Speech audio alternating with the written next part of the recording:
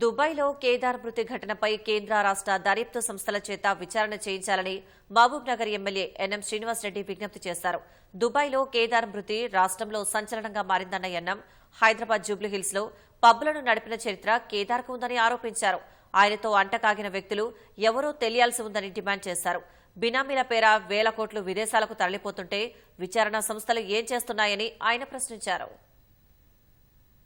కేదార్ అనే వ్యక్తి అమెరికాలో చిన్న చిన్న వ్యాపారాలు చేసుకునే వ్యక్తి ఇండియాకు వచ్చి ధనవంతుల పిల్లలు కోటీశ్వర్ల పిల్లలు పోయే పబ్బులను కూడా ఏర్పాటు చేసి రాజకీయంగా ప్రముఖమైన వ్యక్తుల భాగస్వామ్యం కూడా తీసుకొని ఆ పబ్బులను నడిపించిన విషయం అందరికీ తెలుసు. కేదార్ తోటి అంటగాగిన వ్యక్తులు ఎవరు, దీని మీద ఎంక్వైరీ జరగాలని చెప్పి నేను కోరుతా ఉన్నా. ఆ రోజు వీరితో పాటు డ్రగ్స్ సేవించింది ఎవరు, కొన్ని వందల కోట్ల విలువ చేసే అగ్రిమెంట్లు దుబాయ్లో వ్యాపారం కోసం కేదార్ మధ్యవర్తిత్వంగా జరిగినాయన్న విషయం తెలుస్తా ఉంది.